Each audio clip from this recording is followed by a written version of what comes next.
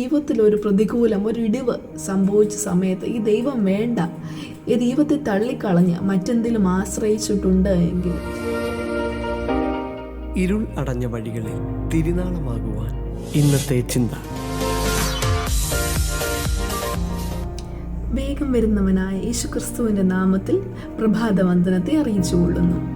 ഇന്നത്തെ ചിന്തയ്ക്കായി നാം തിരഞ്ഞെടുത്തിരിക്കുന്നത് യിരെമ്യാവിന്റെ പുസ്തകം 4-ാം അധ്യായമാണ്.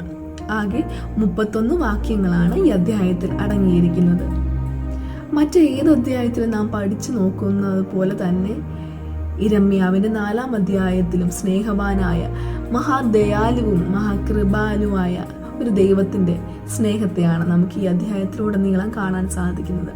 അതുപോലെ തന്നെ തന്നിൽ നിന്ന് വേർപെട്ട് തൻ്റെ സ്നേഹത്തിൽ നിന്നും പോയി തൻ്റെ അടുത്തു നിന്ന് സന്നിധിയിൽ നിന്ന് വിട്ടുമാറിപ്പോകുന്ന ജനത്തോട് ദൈവം കാണിക്കുന്ന ശിക്ഷകളെ പറ്റിയും ഒരു ഉപദേശമായിട്ട് നമുക്ക് ഈ അധ്യായത്തിൽ കാണാൻ സാധിക്കുന്നുണ്ട്. ദൈവത്തിന് സ്വന്തം ജനമായ ഇസ്രായേൽ മക്കളോട് ഒരാജ്ഞ പോലെ ദൈവം പറയുന്നുണ്ട്, എന്നിൽ നിന്ന് തിരിഞ്ഞുപോയ ഇസ്രായേൽ മക്കളെ, നിങ്ങൾ എൻ്റെ അടുത്തിലേക്കൊന്ന് മടങ്ങി വരിക. നിങ്ങളുടെ പാപവശങ്ങൾ, നിങ്ങൾ ചെയ്തുകൊണ്ടിരിക്കുന്ന എല്ലാ തിന്മയും നിങ്ങളൊന്ന് വിട്ടോടി, എല്ലാ മോഹങ്ങളിൽ നിന്ന് നിങ്ങൾ വിട്ടു പിന്മാറി എന്നിലേക്കൊന്ന് മനം തിരിഞ്ഞു വരുവീനെന്ന് ദൈവം ഒരു നിമിഷം ആഗ്രഹിച്ചു പോവുകയാണ്. എത്ര വലിയ സ്നേഹമാണ് നമ്മുടെ പിതാവിൻ്റെ, അല്ലേ? മടങ്ങി വരാൻ ആഗ്രഹിക്കുകയാണ് ദൈവം. നമ്മളാരും നഷ്ടമായി പോകാതെ, ദൈവത്തിൻ്റെ കുഞ്ഞുങ്ങൾ ആരും വഴിതെറ്റി പോകാൻ ഇടയാകാതെ എല്ലാവരും ദൈവത്തിൻ്റെ സന്നദ്ധിയിലേക്കൊന്ന് അടുത്ത് വരാൻ ദൈവം അല്പസമയം ആഗ്രഹിക്കുകയാണ്. എൻ്റെ സന്നദ്ധിയിലേക്കൊന്ന് മടങ്ങി വരുവീനെന്ന് ഇസ്രായേൽ മക്കളോട് അല്ലെങ്കിൽ യഹൂദ മക്കളോട് ദൈവം പറയുന്നതിനോടൊപ്പം അവർക്ക് ഒരു പ്രോമിസ് കൂടി കൊടുക്കുകയാണ്. നിങ്ങൾ എന്നിലേക്ക് മടങ്ങി വന്നാൽ നിങ്ങൾ ഈ ദേശത്ത് അലഞ്ഞു നടക്കേണ്ടി വരികയില്ല. അതായത് നിങ്ങളുടെ ആവശ്യങ്ങൾക്കൊന്നും ഞാനൊരു കുറവും വരുത്തത്തില്ല. എന്നിലേക്ക് നമ്മളെ സഹായിക്കുന്ന പലതും നമ്മളിൽ നിന്ന് കണ്ടതുകൊണ്ട്, അല്ലെങ്കിൽ നമ്മളിൽ നിന്ന് എന്തെങ്കിലും പ്രയോജനം ഉണ്ടാകുമെന്ന് വെച്ചായിരിക്കും നമ്മളെ സ്നേഹിക്കുന്നത്. അവർക്ക് ആവശ്യം കഴിയുമ്പോൾ പലപ്പോഴും നമ്മളെ തള്ളിക്കളയുന്ന ഒരു സന്ദർഭമുണ്ട്. എന്നാൽ എൻ്റെ യേശു ക്രിസ്തു, ഞാൻ പറയുന്ന ഈ ദൈവം അങ്ങനെയല്ല. ഇസ്രായേൽ മക്കളോട് എൻ്റെ അടുത്തേക്കൊന്ന് മടങ്ങി വരുവീൻ എന്ന് പറയുന്നതോടൊപ്പം അവർക്കൊരു പ്രോമിസ് കൂടെ കൊടുക്കുകയാണ്. നിങ്ങൾ എൻ്റെ പിന്നാലെ വരുന്നുവെങ്കിൽ, എന്നെ അനുസരിക്കുന്നുവെങ്കിൽ, എന്നിലേക്കൊന്ന് മനം തിരിയുന്നുവെങ്കിൽ നിങ്ങൾ ഈ ദേശത്ത് അലഞ്ഞു നടക്കേണ്ടി വരികയില്ല. അതുപോലെ നിങ്ങളുടെ ആവശ്യങ്ങൾക്കൊന്നും ഒരു മുട്ടും ഉണ്ടാകില്ല, ഒരു പ്രയാസവും ഉണ്ടാകാൻ പോകുന്നില്ല എന്ന് ഒരു പ്രോമിസ് കൂടെ ഈ അധ്യായത്തിൽ യഹോവയായ ദൈവം കൂട്ടിച്ചേർക്കുന്നുണ്ട്. അടുത്തതായിട്ട് നമുക്ക് കാണാൻ സാധിക്കുന്നത് ഒരു വിതയുടെ അനുഭവമാണ്.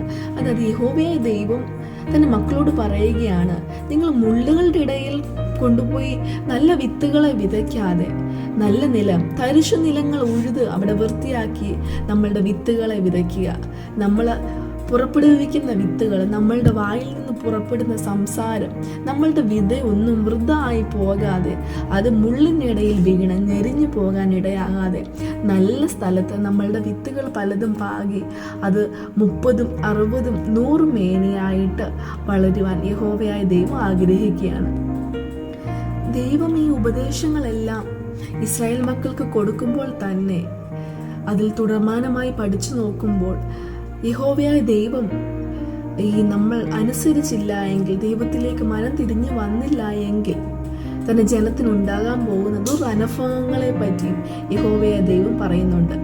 അടുത്ത വാചകത്തിൽ ഇപ്രകാരം പറയുന്നുണ്ട്, നിങ്ങളുടെ ദുഷ്പ്രവൃത്തികളെല്ലാം വിട്ടുതിരിഞ്ഞു വന്നില്ല എങ്കിൽ എൻ്റെ കോപം തീ പോലെ ജ്വലിക്കുമെന്നും അത് ആർക്കും അണച്ചുകൂടാതെ വണ്ണം അത് ജ്വലിച്ചുകൊണ്ടിരിക്കുമെന്നും യഹോവയായ ദൈവം ഇസ്രായേൽ മക്കളോട് ഒരു ആജ്ഞയായിട്ടും പറയുന്നുണ്ട്. അപ്രകാരം നമ്മെ സ്നേഹിക്കാൻ മാത്രമല്ല, നാം തെറ്റ് ചെയ്തു പോയാൽ, അവൻ്റെ സന്നിധിയിൽ നിന്ന് അകന്നു പോയാൽ നമ്മെ ശിക്ഷിക്കാനും കഴിവുള്ള ഒരു ദൈവം സ്വർഗത്തിലുണ്ട് എന്ന സത്യം നാം മനസ്സിലാക്കേണ്ടത് അത്യാവശ്യമായിരിക്കുന്നു. എന്നെ കേൾക്കുന്ന ഏതെങ്കിലും ദൈവമക്കൾ ദൈവത്തിൽ നിന്ന് പിന്തിരിഞ്ഞു പോയിട്ടുണ്ടെങ്കിൽ, അതായത് നമ്മുടെ ജീവിതത്തിൽ ഒരു പ്രതികൂലം, ഒരു ഇടിവ് സംഭവിച്ച സമയത്ത് ഈ ദൈവം വേണ്ട, ഈ ദൈവത്തെ തള്ളിക്കളഞ്ഞ് മറ്റെന്തെങ്കിലും ആശ്രയിച്ചിട്ടുണ്ട് എങ്കിൽ നിങ്ങൾക്ക് മടങ്ങി വരാനുള്ള ഒരു സമയമായി ഞാനിതിനെ കാണുന്നു. ദൈവത്തിലേക്ക് അടുത്ത് വന്നാൽ അവൻ നമ്മെ ഒരു നാളും ഉപേക്ഷിക്കില്ല, നമ്മളെ കൈവിടുകയില്ല.